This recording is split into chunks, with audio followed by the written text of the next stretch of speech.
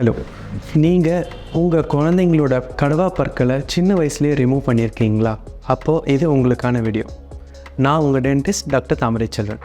இது குழந்தைங்களோட கடவா பற்கள் தானே, பால் பற்கள் தானே, விழுந்துட தானே போகுது, வேறு ஒரு பல் வரதானே போகுது அப்படின்னு நம்ம நினச்சிட்றோம். ஆனால் அது ரொம்ப தப்பு. ஃபார் எக்ஸாம்பிள், இப்போ குழந்தையோட பால் பற்கள் விழுற வயசு, கடவா பற்கள் விழுற வயசு 13லேருந்து 14 வயசு. நீங்கள் உங்கள் குழந்தையோட கடவா பற்களை 6 வயசில் ரிமூவ் பண்ணிடுறீங்கன்னா அடுத்து 6லேருந்து 7 வருஷம் அவங்களுக்கு சியூ பண்ணுறதுக்கு கடவா பற்கள் இருக்காது. ஸோ அவங்க ஹெல்த்தியான சாப்பாடு சாப்பிட்றதுக்கு கஷ்டப்படுவாங்க. இது முக்கியமான வளர்கிற வயசு. இன்னொரு முக்கியமான விஷயம், இந்த பல் எடுத்த இடத்துல பெர்மனன்ட் பல் வர்றதுக்கு 7லேருந்து 8 வருஷம் ஆகும். இந்த வருஷத்தில் அவங்க குழந்தைங்க வளர வளர அவங்களோட அந்த கேப் க்ளோஸ் ஆக ஆரம்பிச்சிடும்.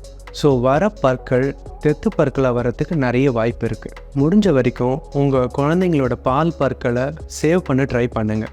அப்படி சேவ் பண்ண முடியாத பற்களை ரிமூவ் பண்ணிட்டீங்கன்னா ஸ்பேஸ் மெயின்டெனர்ன்றதை யூஸ் பண்ணிக்கோங்க.